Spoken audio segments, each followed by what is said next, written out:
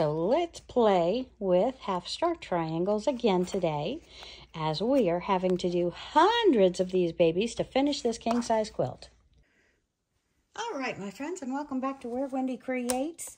We are still working on that king-size quilt, and we're going to go ahead and trim up some more of our half-star triangles, half-square triangles. And we're putting our ruler, and we're getting 3-inch squares. We originally took 2 4-inch squares, one of white, one of green, and we sewed them together. And what we did was we took the point and the foot and we sewed down on either line, and then we're trimming in the center. We iron them open, and then we are simply trimming them up. All right, so let's go ahead and make some more of these blocks. And I'm taking the 3 inches, I'm putting it in the center with my line on the crease. And that way I have excess on all 4 sides. So this is in the middle, my 3 inches right here. Gonna keep my fingers back at least ½ inch or an inch. And I'm gonna slice off my pieces on the edge, flip my half-star triangle around again. And this time, instead of putting that 3 inches in the center, I'm putting it right on that cut line. I flip my block around. Now I can put my fingers down, making sure I don't get them too close to the edge. And then we just swipe off the edge. And I'm trying to do this at an angle where you can see. And it's kind of difficult for me to twist it around to where my arm's not in your visual range. But you have to go through all of these half-star triangles before you can put together your pinwheel. So I like to do them in stacks. Maybe a quarter of them at a time, and that way I'm not standing at the ironing board, standing at the cutting board constantly. I'm mixing it up between sewing, ironing, and cutting.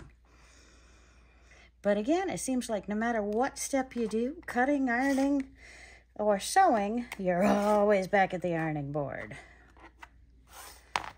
And flipping it around, lining it up on my 3 inches, and continuing.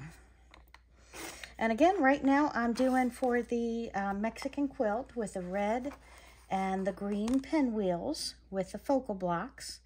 And this quilt, as you can see, with work, with vacation, with family, it is taking me well over a month just to create one quilt.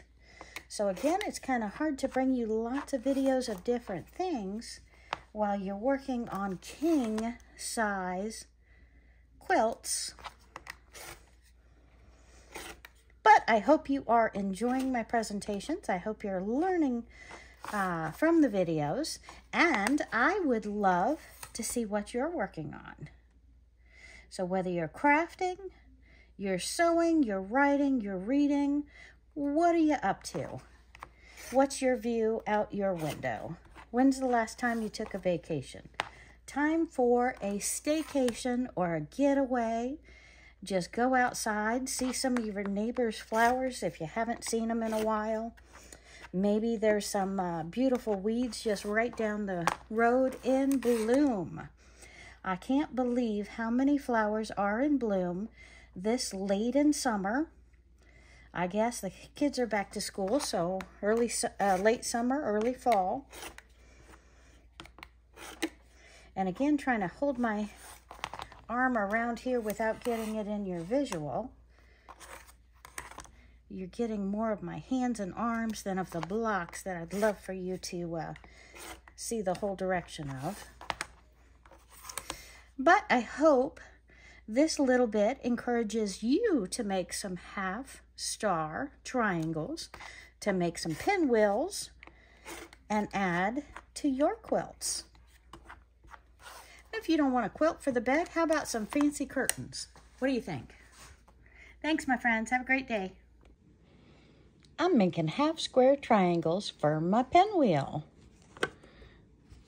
And we have the 4-inch squares. We're sewing 2 lines on either side.